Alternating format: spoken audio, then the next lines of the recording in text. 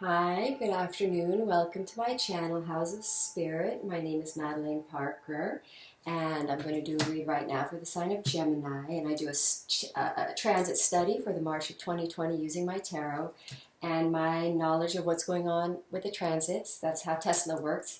He says work in threes, and I find that to be the best way myself.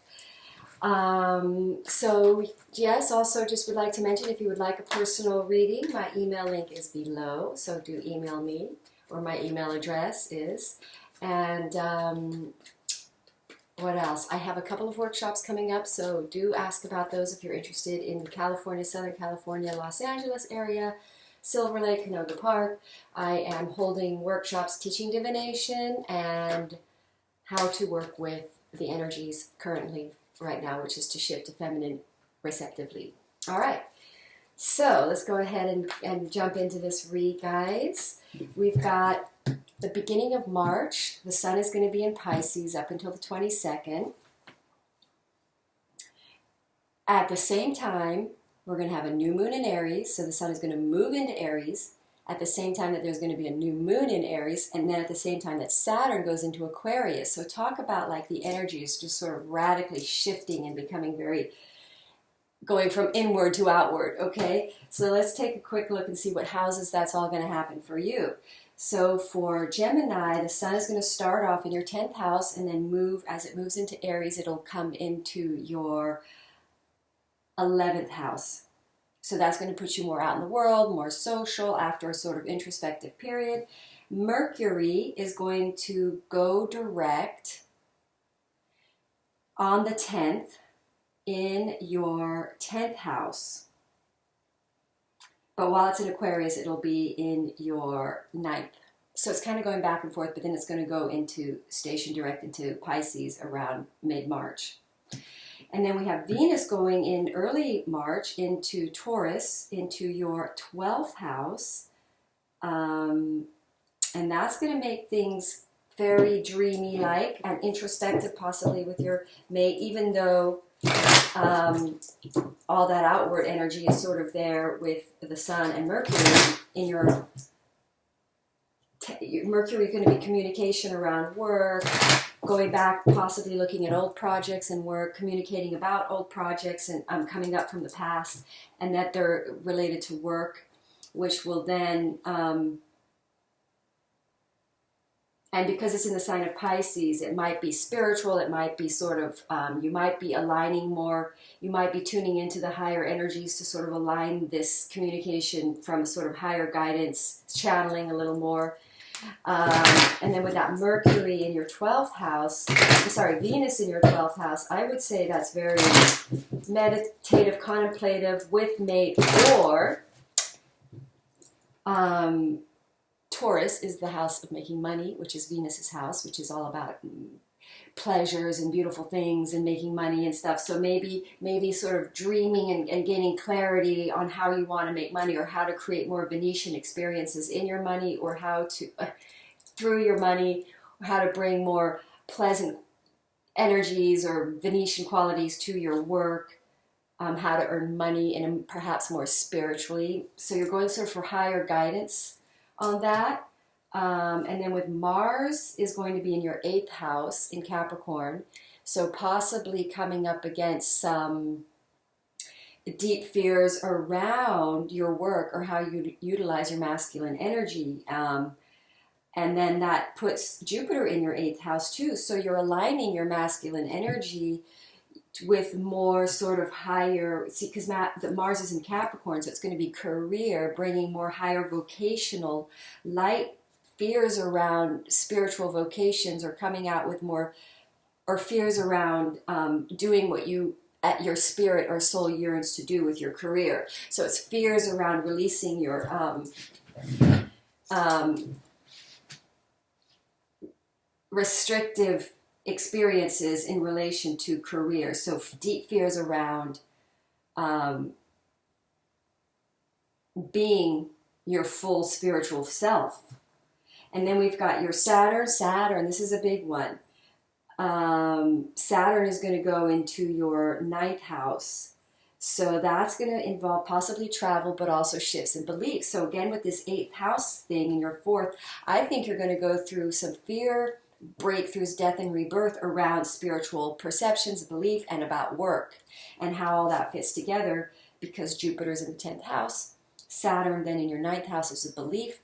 It can be the guru energy, it's the light energy, it's about travel, breaking the sort of wandering, seeking new horizons, new uncharted areas to bring higher consciousness around. And then let's see, we have, what else planet should we talk about that's happening? Well, we've got the moons coming up. So we have the first full moon is going to be in Virgo on the 8th and 9th. So that's good, and that's going to be in your 4th house. So possibly detailed, precise work at home, family, mother, having to do detailed precision, because it's in Virgo, full moon, becoming clear, perhaps where you do want to live, because perhaps the 9th house involves travel, home, possibly settling down, home, becoming clear about what changes and shifts you want to make, because it's in the sign of Virgo, home. Okay, so in the 4th house. So perhaps starting a work project that requires a lot of precision and detail, or health. Virgo is also the sign of health and service, or possibly becoming more of service from home. And then this new moon in Aries is going to be in your 11th house. So that's going to really take you kind of out, being bold, out in the world, probably and maybe initiating new projects. And that happens at the same time that Saturn goes into Aquarius for you in your 9th house. So that's going to be a belief, kind of those 3 planets in your 8th house. Pluto, by the way, is in your 8th house again, which is Capricorn 8th house.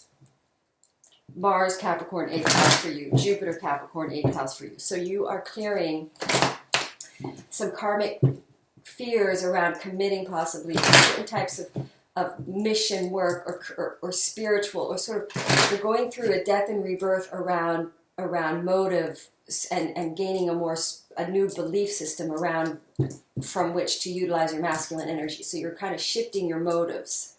That might be a good way to look at it.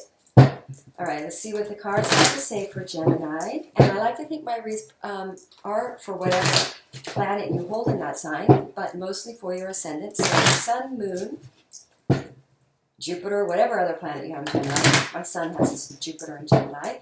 But I line my notes up to the ascendant. All right, so let's have a look and see what message would like to come out for Gemini. All right.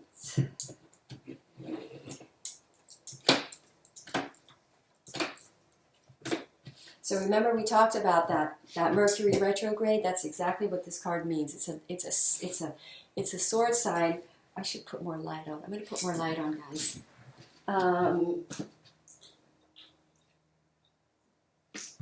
Is that better? Okay, so that might be better. So this is like a sword energy, which is a communication, mercurial energy coming back from the past, possibly reigniting a project. 3 of Pentacles involving a group. We get 3. Now, we did talk about these planets in the 11th house. Out in the world, we get 2 3s here, which are also mercurial energies. Geez, I'm getting a lot of text all of a sudden. So this is interesting. We're getting that 9th house energy is going to be fire, passion energy, wanding. Okay. Let's have a look. And I always like to use the bottom of the deck. Again, another mercurial energy. So let's take a whack at this. How am I doing time-wise? Okay, so we've got... This is very interesting. This is exactly kind of what I said. A project that you were afraid to commit to because you didn't want to, possibly, you weren't ready to sort of take on a kind of wild natureness of this, because that's the heart's, it was in your heart space, something, a project from the past that was communicated to you, or that you know of, or that you're interested in, you bailed, you did not agree to do, you rejected, because you had fears of committing, and this is that Pluto in the Capricorn, which is all about commitment. Capricorn is about long-term projects, settle, and so for you guys, you're going through a lot of fears around that because it's in your 8th house. So these were you didn't want to commit to something because of a fear, but you truly, really loved it. Gave you a lot of joy and fun. It's a creative, passionate thing that puts you into your creative energy, does bring you financial independence and harmonious home, 4th house stuff right there. Union, if you're a twin flame Gemini and you're not in union, you aligning, seeking victory in a creative endeavor, by the way, will create, this is a wonderful financial read, by the way, but did we say that we had anything in your, well, that's your 10th house. You've got Saturn in your 10th house, moving into your 10th house. I'm sorry, wrong sign, 9th house, Saturn in your 9th house. Causing fear, breakthrough on adventurous 9th house, adventure-y kind of fun, from the heart, creative projects. Again, fire energy is the creative energy. I'm going to turn this off, darn it. Fire is that really creative energy turning into material upgrade, financial upgrade due to shifting in beliefs that didn't want you to commit to something that you were really in love with doing because you had fears that you're working through. This is a lot of fun, possibly because you thought it was too fun, that you thought you shouldn't do something that's so fun. It's going to bring you, the divine wants you to know you can win it. This is going to bring you a lot of financial abundance involving, well, it'll upgrade your financial home, living. It may make, if you're a feminine watching this, this will bring you financial independence. If it is a masculine watching this, this will put you into your fire creative. Feminine it will too. But what we're getting is so interesting. We're getting sort of the feminine energy being the one that grounds the finances here, and the masculine kind of firing the energy force behind it. But the vision comes through receptive, psychic, creative, psychic channeling. But this is definitely looks like a project involving communication, adventure that was from the past that you rejected, for fear of committing. Where are we? Turning, because in your heart of hearts, you don't believe you can have the adventures that you so desire to have. You're not aware that they can actually align you with a financial abundant future, that you just suffer from kind of a negative way of processing. A lot of us do, but that presents you from being in union here with a unifying situation here with some kind of a past life relationship, or there's a relationship involved in this communication that is very harmonious. So it's really the only thing holding you back is your thinking. We get this card.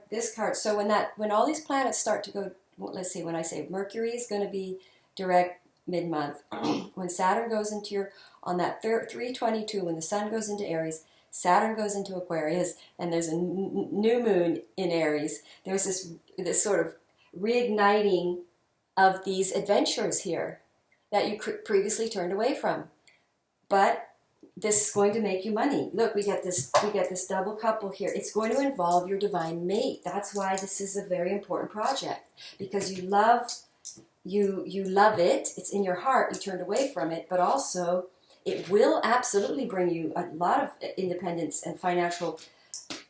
That's really great financial cards right there, the King of Pentacles. And then the Queen of Pentacles. This puts you in union with your two dual energies, bringing you a lot of abundance, Gemini. And home harmony, home happiness with union with a true divine mate that's very, shall we say, empathic relationship, a relationship that really heals you, that's good for you, that's giving, where the generosity is very, very both ways. And that the only reason you didn't want to do perhaps these projects before is some sort of a fear around committing, which is happening for Gemini, wanting to be serious, because Gemini is so fun and free and playful, but there's this sort of propensity because of this 8th house fear possibly thing going on for you guys, Pluto in your 8th house in Capricorn, telling you that you have to be serious and you have to work hard and be serious and not play as much. So it's sort of like a return to play, like you're being asked to bring play back into your life, a project that involves play, fun, involving communication, possibly travel. Where did I see travel? Well, these could be travel cards. But basically, we have a shift for March for you guys where you really are working through this fear to have more fun, to kind of let go more and release more, not be so serious about your work and let it all fall together in a sort of a natural way, because having fun for you is breaking through the major fear I think that you might be here to break through in this life. All right, let's pull the moon card for you guys. So for Gemini, Sun, Moon, Ascendant, and all signs and all planets that you may have in Gemini, let's see what the moon cards would like to tell you.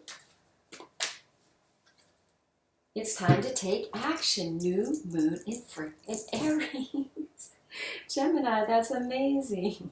So you're about to really launch yourself in this new moon in Aries, sort of launch yourself into a more adventurous, because we have Saturn in your 9th house.